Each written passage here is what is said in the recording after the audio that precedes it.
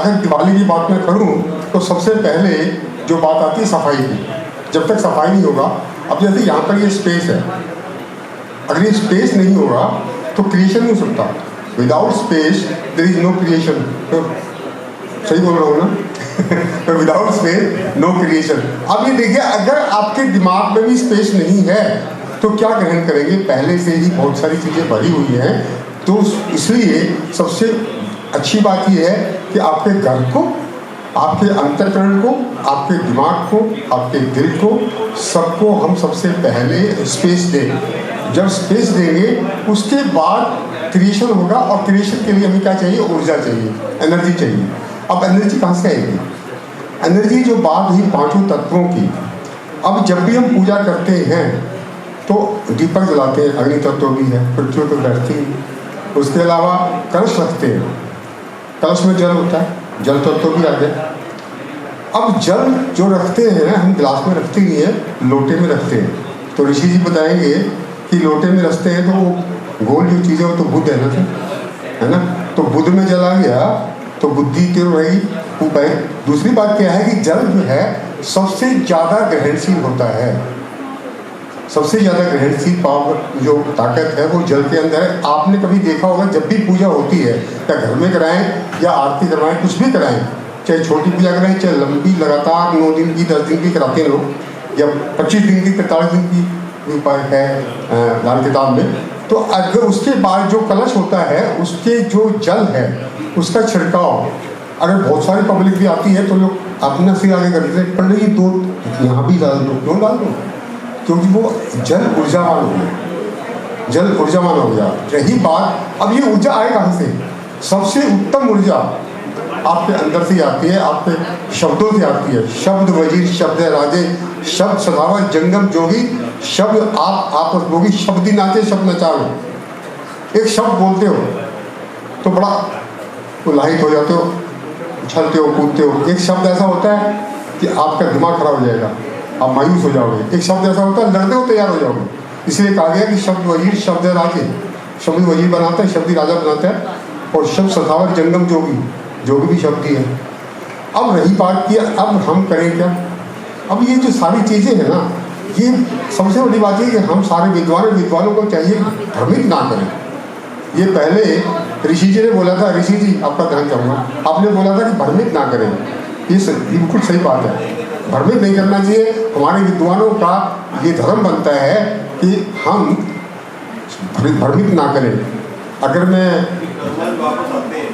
हाँ शब्द गलत बोलोगे। और दूसरी बात ये है, सबसे बड़ी बात, ऋषि मुनि हमारे जो थे ना, मौन धारण करते थे। मौन क्यों धारण करते थे? अगर आप करके देखना, कभी 24 घंटा करके देखना, 36 घंटा करके देखना। मैंने 3 दिन का किया था। उसके बाद जो ऊर्जा आती है, शायद उसका आप कभी भी वो उसका माप तो नहीं कर सकते।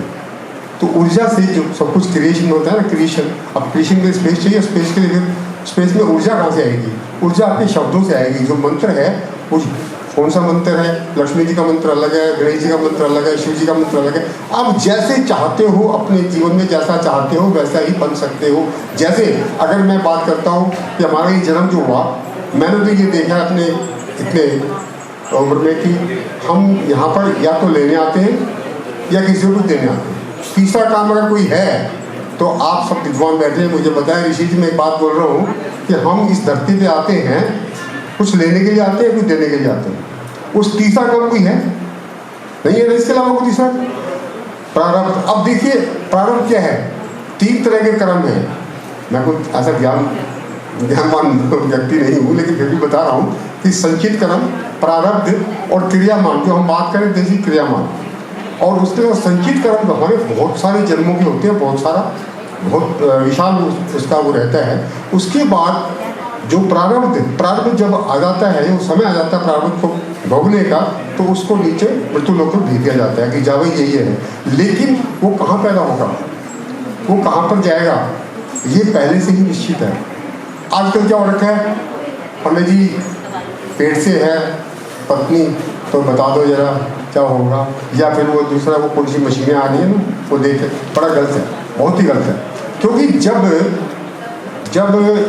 जो आत्मा आपके वंभ में आ गई, गर्भ में आ गई, उसको उसी दिन उसका भाग्य तो निर्धारित हो गया, क्योंकि वो आपके गर्भ में आ गई, कंट्रोल में आ गई, तो वहीं पर पैदा हो गई ना जहाँ पर वो आई है।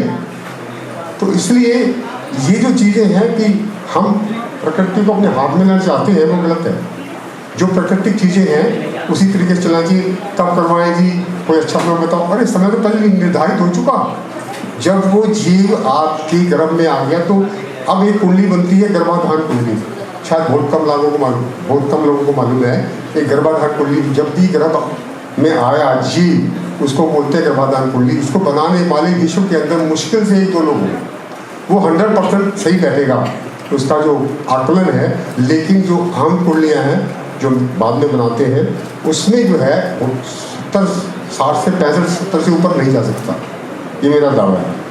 बस इतना ही कहना चाहूँगा कि अपना ख्याल रखें, अपने सबका ख्याल रखें, अपने घर का ख्याल रखें, अपने पड़ोस का ख्याल रखें, नियर डियर का ख्याल रखें। धन्यवाद। बहुत बहुत दिवाली सबको मुबारक।